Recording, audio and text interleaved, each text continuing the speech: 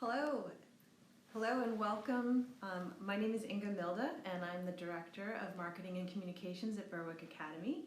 I appreciate you joining us this evening. This is the first of a series of talks, Spotlight Speaker Series, where we'll be shining a light on a number of very current and important educational topics, important to families in the Seacoast and beyond. And I'm really excited to be with Kim Kreider this evening. She'll be joining us to talk about a very important and timely topic, which is supporting our children and ourselves during a pandemic. I'd like to introduce Kim Kreider, who is the Director of Wellness and the Upper School Counselor here at Berwick Academy. She is also the mother of 3. Her children are ages 5, 7, and 11, and I'm not sure how she does it, but I'd like to introduce Kim. Great, thank you, Inga. I'm really excited to be here and to try this new format and launch this series. So to get the ball rolling, we're going to start this evening with a few questions that the team here has come up with, and then Kim's going to address a couple questions that came in during the registration process by our viewers. And if time permits, we'll open it up for questions from our live audience. Also, in order to ask a question through the live stream, you can access that through the chat by clicking on the 3 little vertical dots in the view page or the pop-out chat button of the YouTube live event dashboard. So I'd really like to start this conversation by jumping into just some advice on how to embrace this new normal. Yeah, so the new normal is kind of how I'm trying to look at it, and just understanding that we are wearing masks a lot, we are socially distancing, we are dealing with a lot of unrest in our country, and we're all kind of coming at this from different levels of feeling safe and secure, and it's really challenging, and so understanding that this isn't a competition. We're all in this together, and I really I'm trying to kind of embrace community as much as I can, and kind of build on that support and do stuff like this and try to connect with people and help others. So it's the new normal is something that I think we just have to kind of embrace and hope that it makes us all kind of better in the end. So one of the things that's exciting about this format of the live stream is that we're open up to not just the Berwick community, but we're open to the wider public, and we're excited to showcase our faculty, our staff, and we're also inviting some friends to these series of talks. And I didn't know if you wanted to say a few words about just the sort of population and that we're communicating to. Yeah, so we're in a community right now where we are in person, and every day is a gift, and it has been hard at times, kind of rethinking everything in our community and how we do things, but we are truly grateful that we've been able to be in person up to this point. Many communities in the Seacoast are going through hybrid models, so having kids sometimes remote, sometimes in person, and then adding in times when schools are dealing with COVID cases, and knowing that then might leave your child home, and there's a lot of just uncertainty with that schedule as well. And then we have communities in other states that I know, friends that are joining today that are fully remote, and are trying to manage that, and I even have people in my network that I know have chosen to homeschool and are completely trying to educate their children at home. So I think it's, again, just kind of a wide range of experiences that we're having, and I'm trying to kind of address just simple things that we all can be doing as we navigate all these changes and uncertainty that we still are experiencing. So, in thinking about embracing this new normal. Like, is it okay that my kid is exhausted every day? I mean, I have a 9-year-old, and every day she comes home and she is so much more tired than she usually is. Yeah. And I've seen that in my own children. We we go from 7:30 till 5 on most days, and it is once they get home they just kind of fall apart. And so a lot of emotions are running high, and we really have tried to prioritize sleep as much as possible, because I feel like their brains are just working on overtime, because they are also experiencing so much of this newness. Even when we were remote and having to kind of deal with screens all day, I found like that was also exhausting, and they weren't getting that same social time that they really needed, and instead of that being a high energy thing, they were actually more exhausted because of that too. And I think kids feed on our energy, and we're tired and we're exhausted as well, and so I think that's a big part of it too. They're kind of looking to us, and so prioritizing that sleep was kind of our first line of defense. So I guess one of the questions I have is, when is it, how can you tell when it's normal age-related behavior, and when is it hormones, and when is it time to be a little concerned? Yeah. So kids are going to test you, right? They're going to be putting those emotions out there and seeing how you react, and very normal for young children. I work mostly with upper school, which is our 9 through 12. I formerly was in our middle school as well as a counselor for 6th graders and up. And, those years are already emotional. Those years have a lot of change, and that can be stressful, and it can be a roller coaster sometimes for them and for families. The key now is to just be there for them and allow, give that space for them to have those emotions, but to also help them work through them, and not just kind of shut it down. Stop being angry or stop being sad. Come on, you can do it. Trying to give them the space to talk about it, and to also then figure out how they maybe want to feel better. And so knowing your child and knowing that some of this is going to be very normal, given that we're dealing with a pandemic, and maybe they're also going through puberty or like friend drama and whatever else. We also need to be checking in to make sure there isn't something kind of more happening. And so those are the things that we want to be asking them is this kind of normal for you, or is this feeling different now? So I would start there. I think that's really great advice. I guess I'm curious, like, do you have some suggestions for maybe different age ranges on prompts? Mm-hmm. I'm just thinking, like, how do, some kids clam up, so do you have some suggestions for how to engage and pull out some of their, deeper thinking? Yeah. So with my 5-year-old, he loves to play with Legos, and so he always is asking me, of course, when I'm trying to make dinner, Mom, come play Legos with me, and I'm like, okay, and so I'll take the time when I can to sit down with him, and that's when I can sometimes get him talking. Tell me about your day. How are you doing? Another great place that I find my 11-year-old is a little more open to talking is in the car. That we always joke that's kind of the best conversations that we have, because you don't have to actually look at each other. You can just kind of talk and ask questions, and it's kind of this safe space, and then the car ride ends. Sometimes if you come into their rooms, they're kind of like, okay, when are you gonna leave now?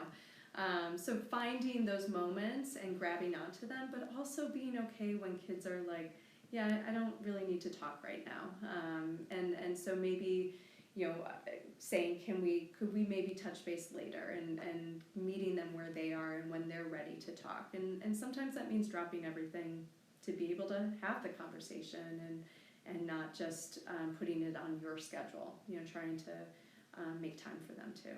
Yeah. Speaking of your own schedule, how can parents, care for themselves right now? Like, how do we put the mask on first? Like, Yeah, do you have I know. some advice there for us? Yeah, I love that.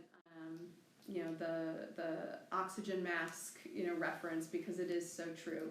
We have to take care of ourselves in order to then be able to be available for our kids.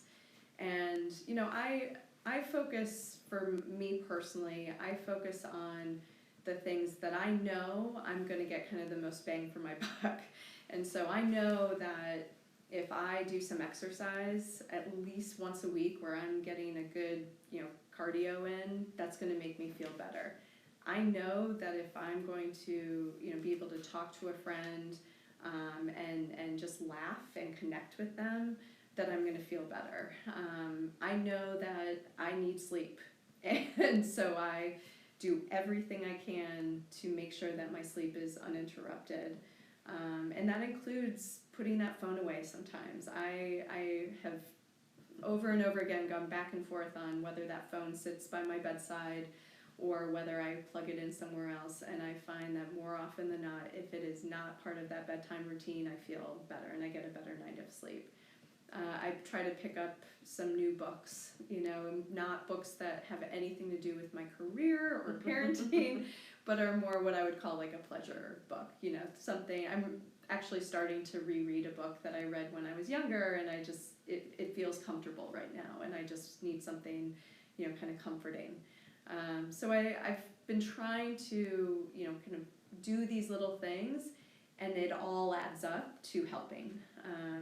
Social media for so many of us is such a lifeline, and I find that I go on it, at night mostly, and I run the risk of feeling worse sometimes, and I run the risk of comparing. I run the risk of feeling like I'm being left out, and so I have to be aware of that, and I have to then choose to not do that, or to kind of stop when I start to feel those feelings. So I've had a lot of friends that they're like, I'm taking a break, and that's great. Like, they're self-regulating that as much as they can, or I start choosing to see kind of what I'm gonna laugh at. Like I will watch a certain video because I know that comedian is always going to make me laugh, and I'm not going to just scroll.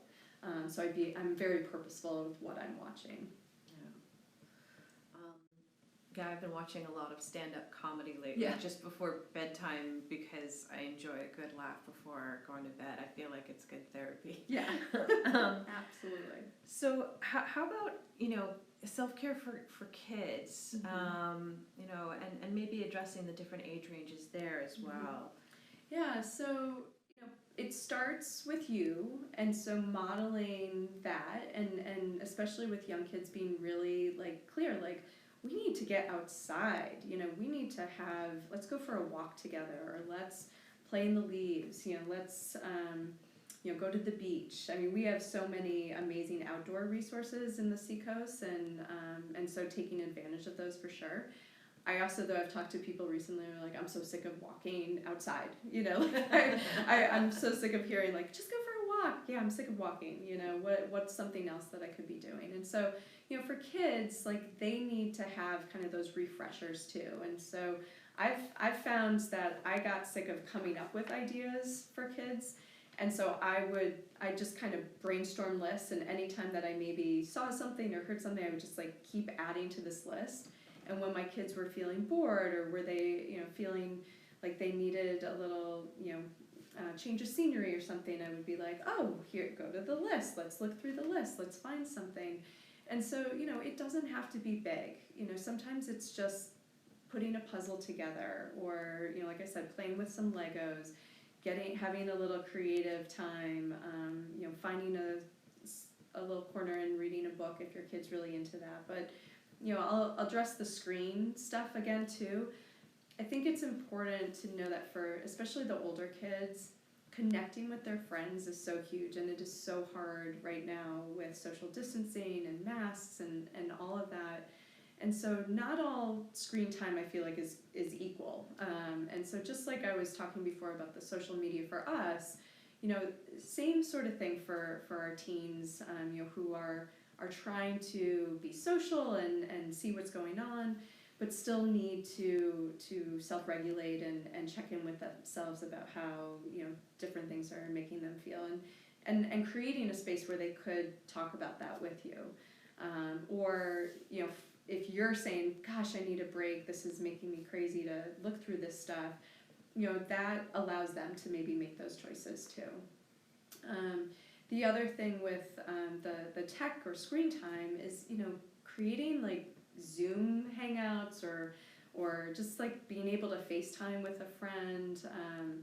Netflix even has like a movie watching feature, which can be kind of fun. And these are all things that, you know, yes, it's screens. Yes, we're trying to like stay off the screens, but these are ways that kids can safely connect right now. And so I would be careful to, you know, to not limit that too much, but to always just make sure that you're encouraging the time where they can hang out with their friends and maybe feel a little normal again.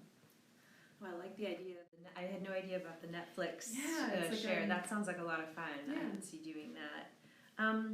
Can you talk a little bit about like how to talk to your children about being safe in regards to COVID? Yeah, so when we went back to school, you know, we obviously had a lot of questions about, you know, how are you going to keep kids, you know, wearing masks and staying 6 feet apart and all that. And, you know, for the most part, we were more worried about the masks. The kids have been amazing with the masks.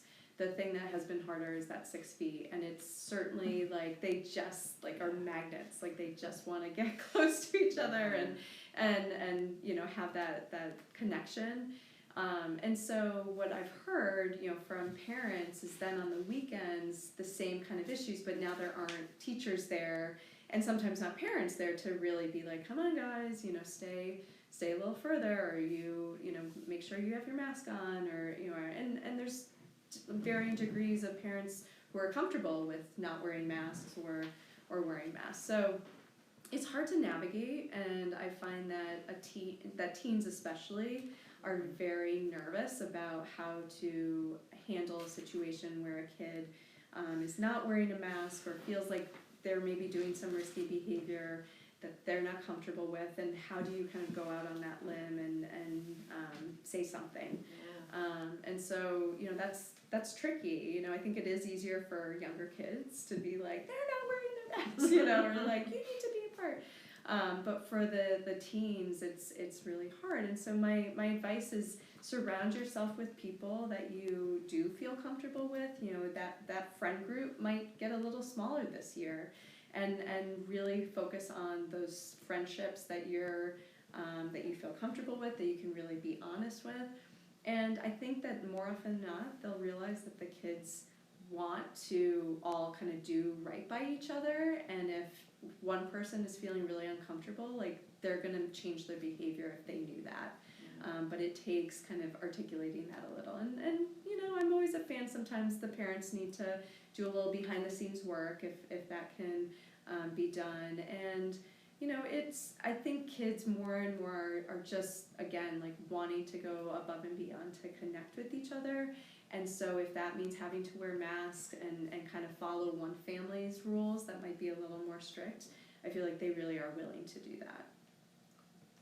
So we have a couple more questions from our team here, but I want to make sure that everyone viewing has an opportunity to also, through the chat, open up and suggest anything that you'd like to hear Kim Kreiner address.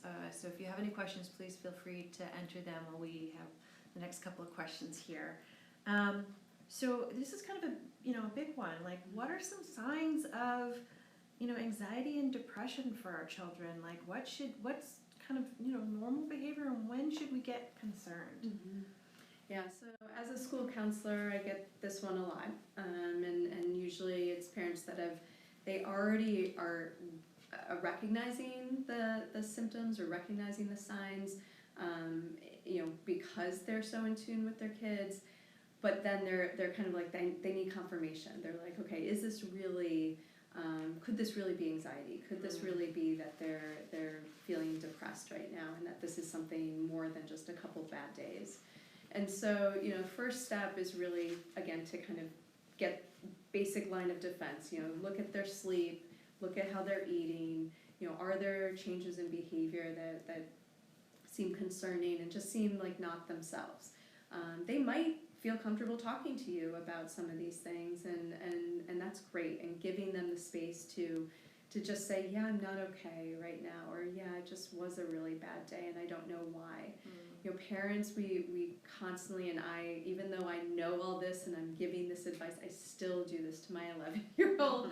I want to fix it. I want to just make it all better, and yeah, just like, it's okay, don't worry about that. Well, she is worrying about it, and so I need to sometimes just pause and listen, and again, kind of give her space to talk about it, and not, even though in my head I'm freaking out because they might be saying some things that you're like, oh my gosh, they're actually like, maybe they are depressed or maybe they are anxious.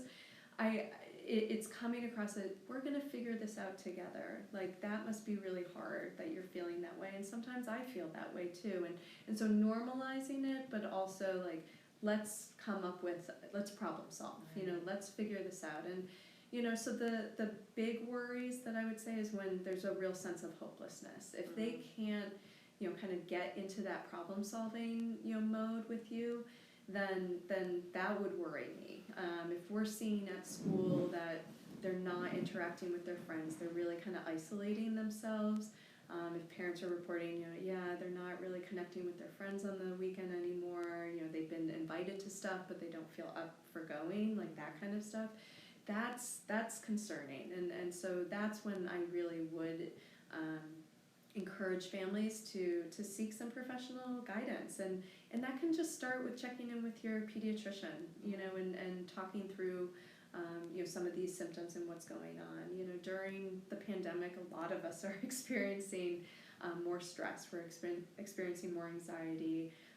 We might be experiencing more sadness. Today was a tough day. It was rainy and cold here. It was hard. And so all of that can kind of feel normal given what we're all dealing with.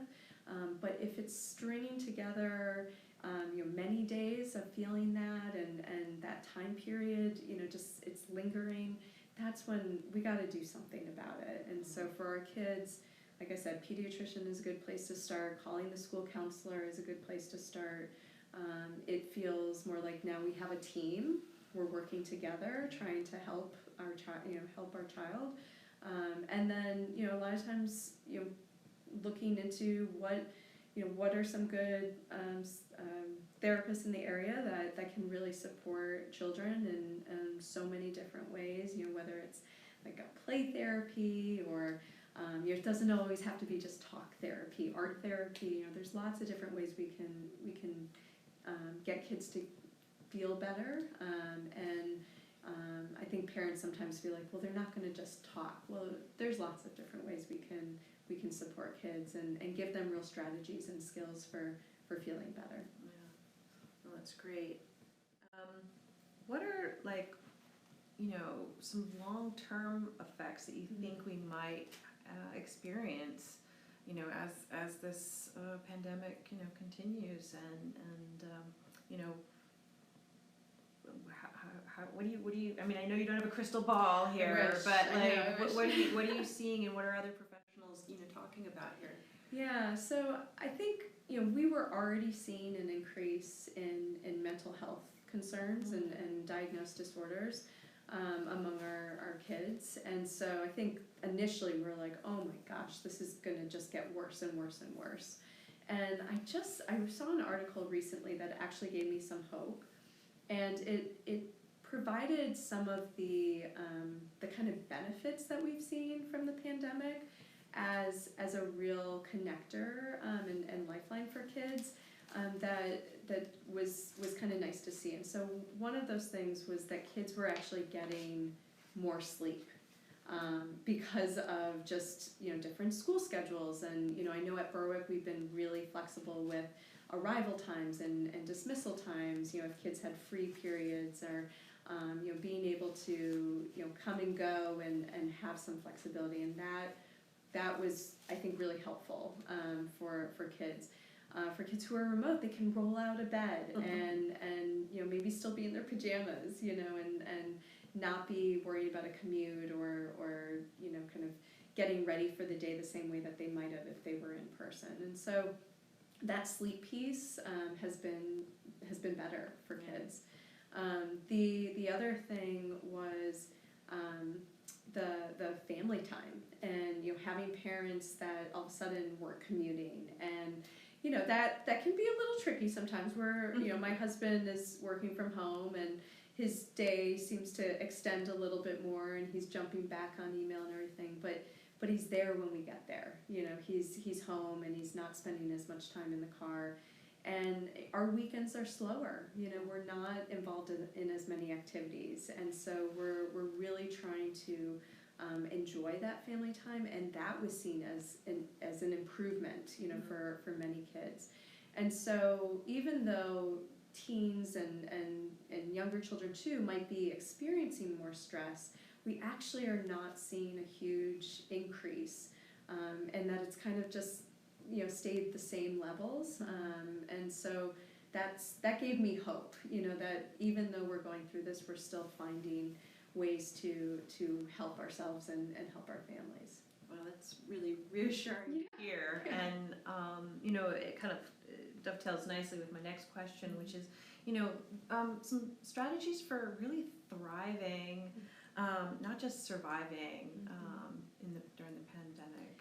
Yeah, so I'm going to give a lot of different examples, and some of these are ones that I've seen that friends have done, that family have done, that I've tried, and I think the key here and the theme here is just trying something, getting out of those ruts that we sometimes feel, and having whether it's these different experiences or these different hobbies, or just thinking differently, all of those kind of help in this idea of thriving, instead of just surviving. And I recognize, I feel better if I just have the idea, I could do this, even if I don't get around to it. I like that I could try that. It gives me hope. So I'm big on the hope right now. So one thing that it is just getting creative and just finding creative outlets.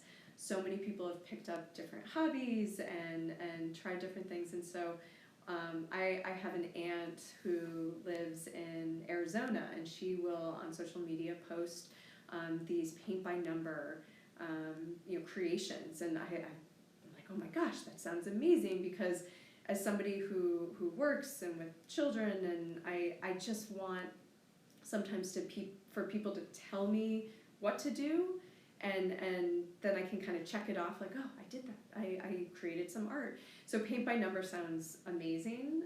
I feel the same way with recipes, with cooking.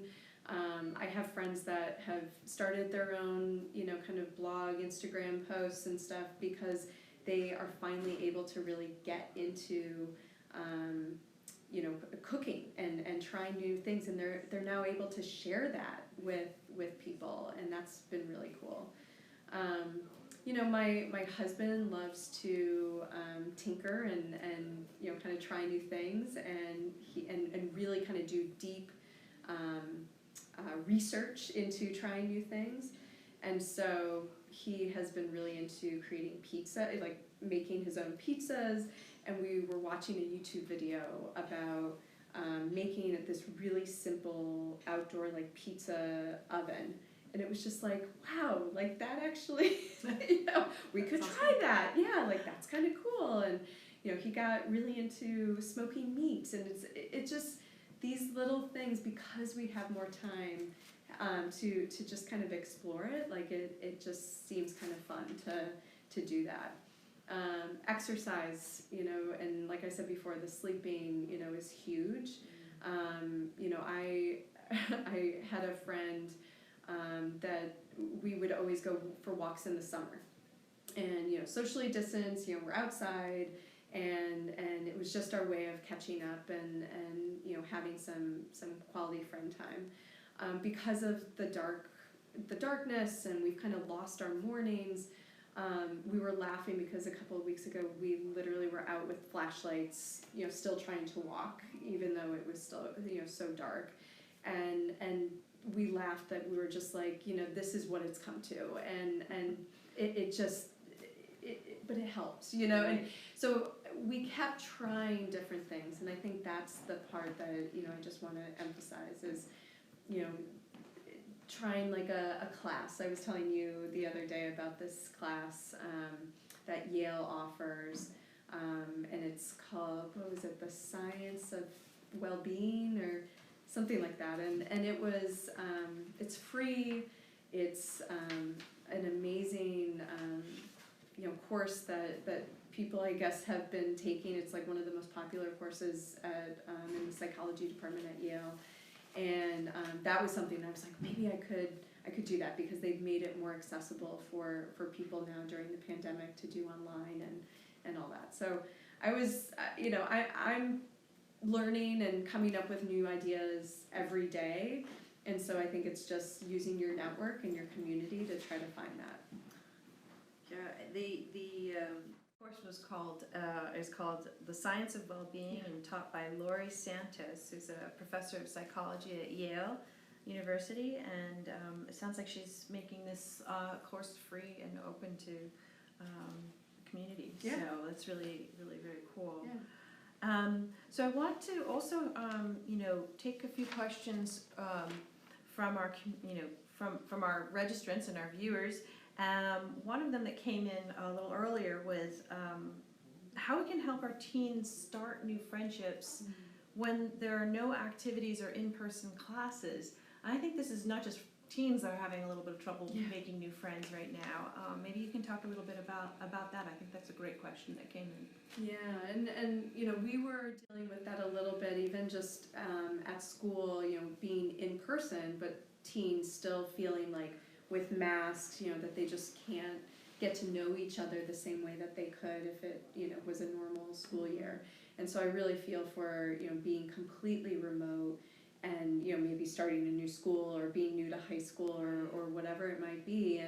And so, I think it's trying to, it sounds scary, but it's trying to kind of put yourself out there a little bit, especially in the classroom setting. I'm assuming teachers are kind of still trying to do some group work, and sometimes, with Zoom you can do those breakout rooms, and so maybe there's something to latch onto, something that a kid kind of brings up, or maybe the student is even kind of putting something about themselves out there and trying to kind of connect in that way in the classroom setting.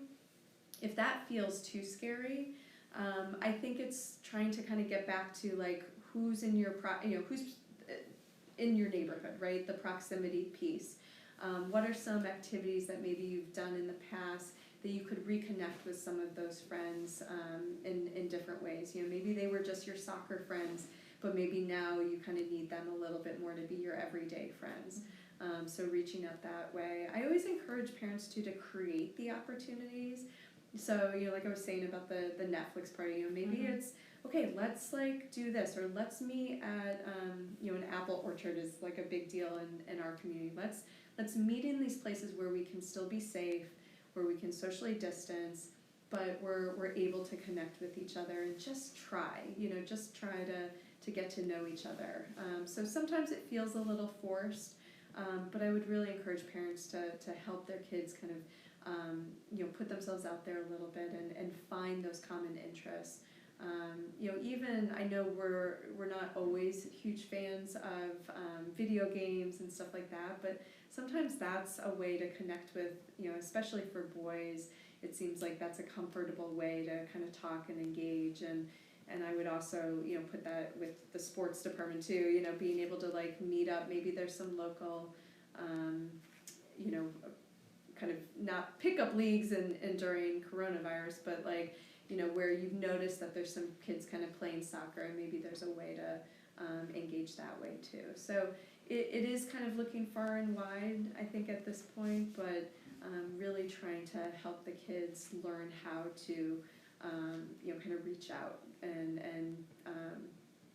kind of make their own, own connection if they can. Right. It's a tough one. Sure. It's a really tough one. I really like your idea for doing apple picking, and I'm wondering if you have other suggestions for activities that you can do together, even with new people, especially as the weather starts to get a little colder. Yes. Like, I feel like at a loss, and I think other people are too, for like, how can we safely get together in a way that's,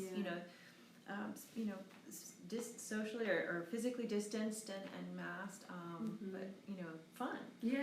Do you have any other ones? Yeah. So I was just thinking about how here at Berwick we have we used to have a time with everything going on. We've kind of put this on hold, but we have a thing called CCC, and it was our club's community care, and the care piece was what I was kind of mostly focused on, and it was all these different activities that kids could participate in that were really simple. Like we would do like mandala rocks, so you're like painting rocks.